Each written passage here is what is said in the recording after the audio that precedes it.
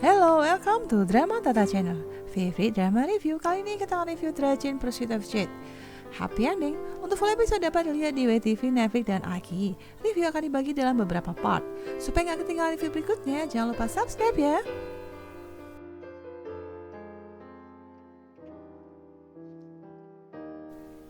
Kedua orang tua Fan Changyu meninggal dunia karena dibunuh oleh kawanan bandit 2 bulan yang lalu. Changyu seorang gadis yang sangat kuat dan pemberani. Dia memutuskan untuk meneruskan usaha ayahnya sebagai tukang jagal ternak demi mencukupi kebutuhan hidupnya dan adiknya Fan Changning. Changyu selalu diejek karena seorang gadis tidak sepantasnya bekerja sebagai tukang jagal ternak.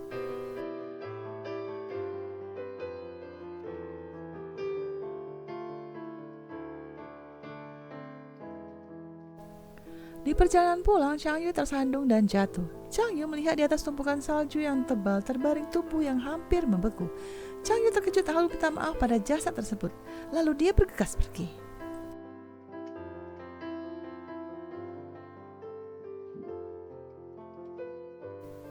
Namun samar-samar Changyu mendengar jasad tersebut memanggil ibunya. Karena tidak tega, lalu Changyu kembali dan memeriksa apakah tubuh manusia itu masih hidup. Changyu merasakan nafas yang sangat halus dan hampir tidak terasa.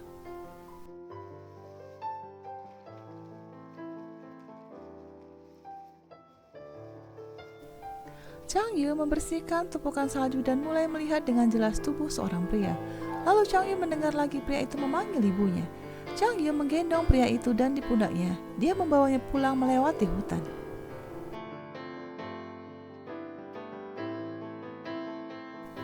Bibi Zhao khawatir saat Changyu membawa pria tidak dikenal. Mungkin saja pria itu seorang penjahat. Namun Changyu bersikeras ingin menyelamatkannya. Pria itu terluka parah di sekujur tubuhnya dan hampir mati. Changyu memberikan obat dan semalaman menjaganya agar tetap hidup.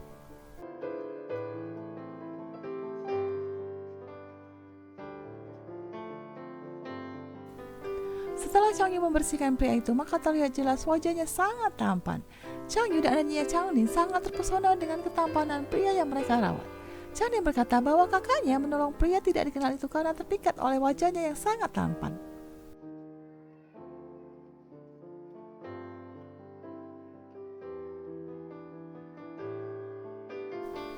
Ibu Songyan menyebarkan fitnah bahwa Changyu adalah gadis pembawa sial. Songyan adalah cendekiawan dan tidak pantas menikah dengan Changyu, seorang tukang jagal ternak. Changyu mengatakan orang tuanya dulu telah menafkahi keluarga Song. Bila ingin membatalkan pertunangan, maka keluarga Song harus mengembalikan semua nafkah pada Changyu.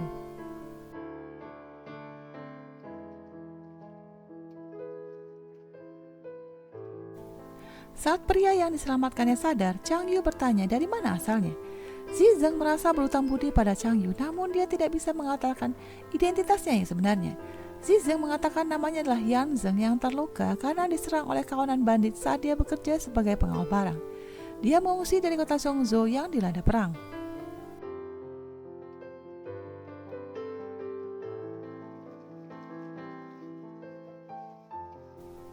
Yang Zheng sebenarnya adalah Jenderal Zizeng dengan gelar Adipati Wuan. Dia berjasa besar memberantas pemberontakan dan menyelamatkan rakyat di perbatasan. Namun Zizeng kalah bertempur karena ada pengkhianat di dalam pasukannya.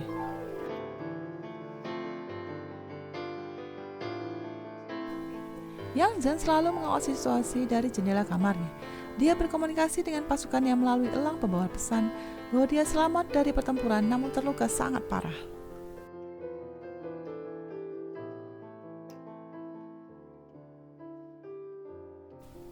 Sekelompok tentara mencari orang-orang pelarian dari perang di Zhongzhou. Changyu mempertaruhkan nyawanya untuk menyelamatkan Yang Zheng dan menyembunyikannya dari para tentara.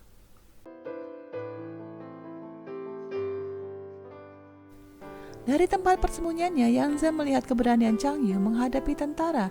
Walaupun diancam akan dibunuh apabila ketahuan menyembunyikan pelarian perang, Yang Zheng tidak bisa melupakan wajah Changyu yang sangat mengkhawatirkan keselamatannya.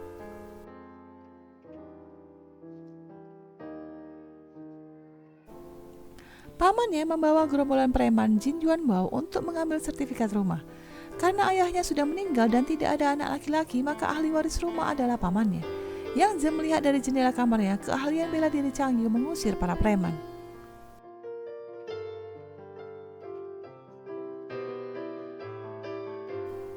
Changyu Yu sedih karena rumahnya terancam akan diambil alih oleh pamannya. Saat Chang Yu berdoa di depan nisan ayah dan ibunya, lalu Yang Zhen datang menghibur Chang Yu.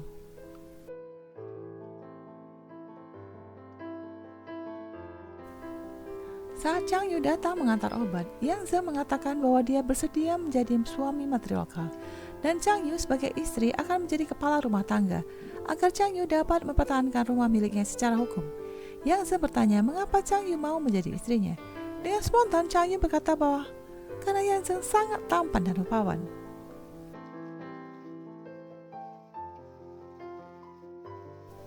Chang Yu pergi ke kota untuk menjahit baju pengantin.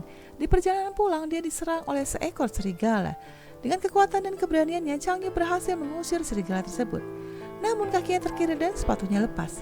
Di tengah hutan salju, seorang tuan muda menawarkan untuk mengantarkannya pulang ke Ling'an.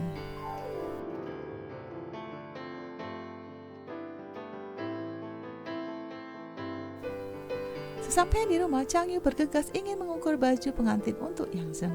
Hingga tanpa sengaja masuk kamar tanpa mengetuk pintu dan melihat Yang Zhen sedang berganti baju. Tubuhnya terlihat seperti seorang yang mempunyai ilmu bela diri. Chang Yu salah tingkah saat Yang Zhen meletakkan kaki Chang Yu di pangkuannya untuk mengobati kaki Chang Yu yang terkilir.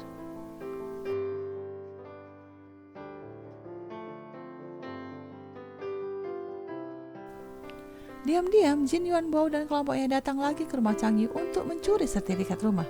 Yang Zhen melawan Jin Yuan Bao dibantu oleh paman Zhao dan para tetangga.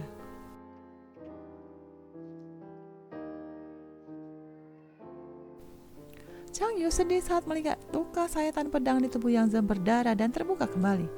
Yang Zhen berkata dia menghadapi para preman karena ingin merebut sertifikat rumah Chang Yu yang mereka curi.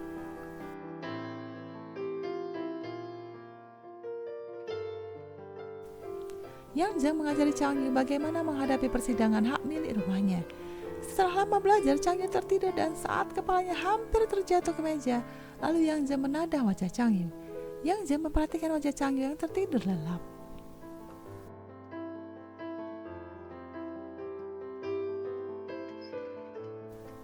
Song Yan datang ke rumah Chang Yu dan mengatakan dia tidak perlu menikah dengan Yang Zhen yang pincang dan menggunakan tongkat. Walaupun ibunya tidak mau melanjutkan pertunangan dan menjadikan Chang Yu sebagai istrinya, namun Chang Yu dapat menjadi selirnya. Saat Song Yan memaksanya, lalu Yang Zhen muncul dan melempar Song Yan keluar dari rumah.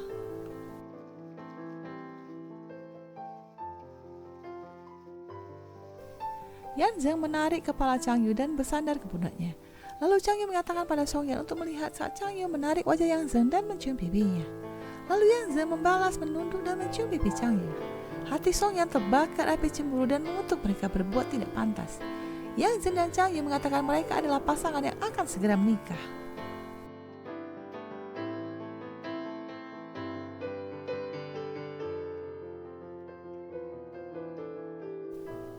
Tersebar rumor bahwa Chang Yu menikah dengan pengungsi Songzhou yang pincang dan cacat untuk mempertahankan kepemilikan rumahnya.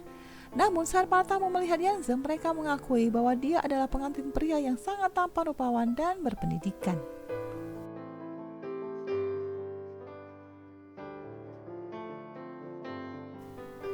Chang Yu membantu membersihkan dan merawat luka di tubuh Yang Zhen. Chang Yu berkata setelah mereka menikah, maka Yang Zhen tidak perlu lagi mempertaruhkan nyawanya menjadi pengawal barang. Chang Yu akan menjadi kepala rumah tangga dan akan mencukupi kebutuhan mereka sebagai penjaga ternak.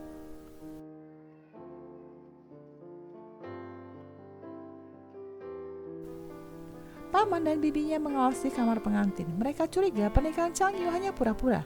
Maka Yang Zhen mengusulkan agar mereka berpura-pura dekat agar bayangan mereka di jendela seakan-akan mereka sedang melakukan hubungan suami istri.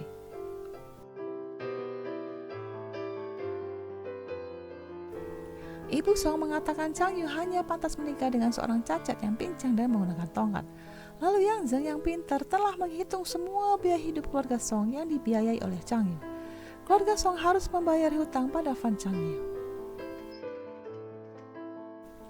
Jin Yuan Bao, Man Bu, Man Jiang, dan Mandi datang ke toko daging milik Chang Yu.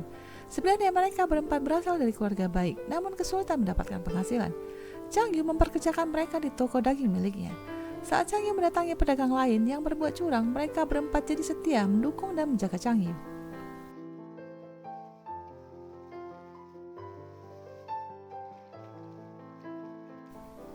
Sekelompok pembunuh bayaran datang saat Fan Changyu tidak ada di rumah. Yang Zheng menyelamatkan Chang Ning dan pergi menghindar ke pegunungan. Para pembunuh bayaran tidak mengincar Yang Zheng namun ingin membantai keluarga Fan. Yang Zheng berpikir mengapa ada kelompok yang ingin membinasakan keluarga Fan.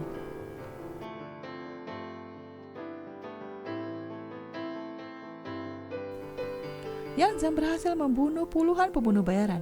Namun jumlah mereka terlalu banyak. Luka lama di tubuh Yang Zheng terbuka kembali. Saat Yang Zheng hampir tumbang, datanglah Chang Yu.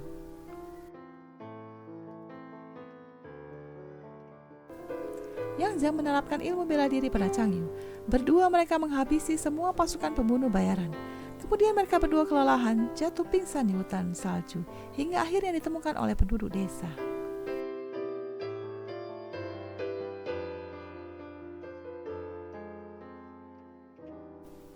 Hati Chang Yu gelisah karena kemarin adalah pertarungan hidup dan mati, sehingga dia harus membunuh seorang manusia untuk menyelamatkan adiknya.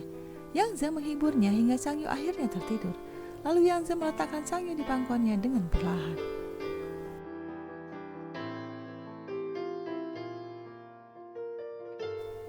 Pamannya tewas dibunuh dan Chang Yu dituduh sebagai pelakunya karena memperebutkan rumah warisan.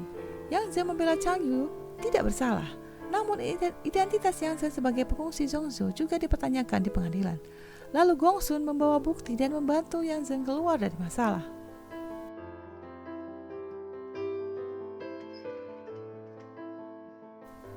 Gong Sun adalah penasihat militer. Zi Zheng menceritakan bahwa ada pengkhianat dalam pasukan Yanzhou. Saat Zi Zheng sadar semua pasukannya telah tewas, lalu dia menyeberang sungai hingga sampai di kota Lin'an. Dia terluka parah dan hampir mati terkubur di salju, lalu diselamatkan oleh Chang Yu.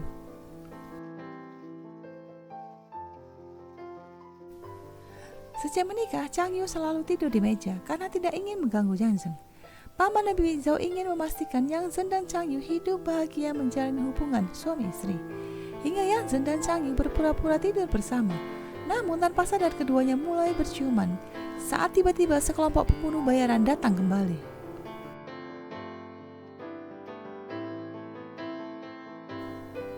Chang Yu mengatakan pada Yang Zheng bahwa tadi malam pejabat Li Huayin menolong mereka menangkap pembunuh bayaran. Diam-diam Yang Zheng mendatangi Li Huayin agar tidak menggoda istrinya. Li Huayin berkata dia tahu identitas Yang Zheng yang sebenarnya adalah Jenderal Zi Zheng dan pernikahan itu tidak sah karena identitasnya palsu.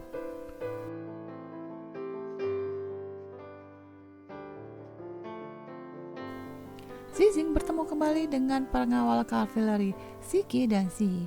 Mereka meminta Jenderal Zi Zheng segera kembali untuk memimpin pasukan Yanzhou. Saat itu, tanpa sengaja Zi Zheng mendengar teriakan minta tolong yang ternyata Chang Yu sedang diserang oleh sekelompok penjahat. Zi Zheng menolong Chang Yu dan menangkap ketua penjahat.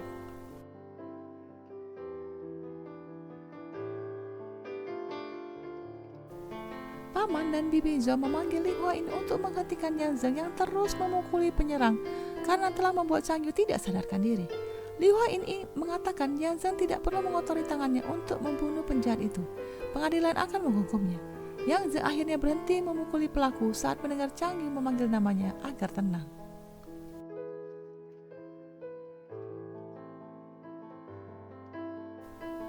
Yang Zheng merayakan tahun baru bersama penduduk desa Lin'an. Hatinya damai dan bahagia bersama Chang Yu dan Chang Nin. Yang Zheng tidak rela meninggalkan kehidupannya sekarang dan kembali kepada tanggung jawabnya memimpin pasukan menjaga perbatasan.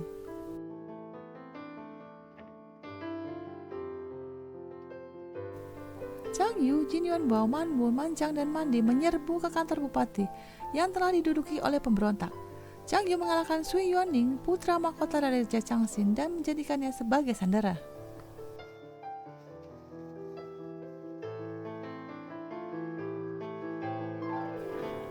Chang Yu membawa Sui Yuanqing ke gerbang kota dan memintanya untuk menghentikan pasukannya. Namun Yuanqing menarik Chang Yu untuk ikut dengannya dan menjadi selirnya. Yuanqing merasa Chang Yu gadis pemberani yang sangat menarik hatinya.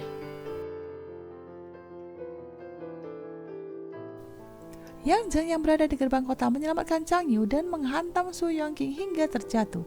Tak berhenti sampai di situ, Yang Zheng memanah Su Yuanqing hingga terluka parah.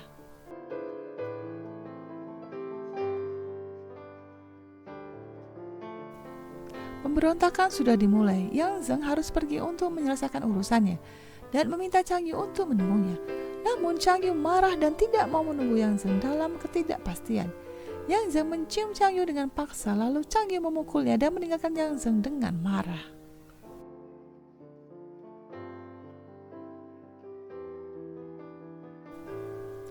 Yang Zeng kembali menjadi Adipati Wuan, Jenderal Zizeng, memimpin pasukan Yang Zhao untuk memberantas pasukan pemberontakan Raja Changxing. Thanks for watching. Jangan lupa subscribe agar tidak ketinggalan review Pursuit of Jade bagian kedua. Have a nice day. See you later on the next review. Bye bye.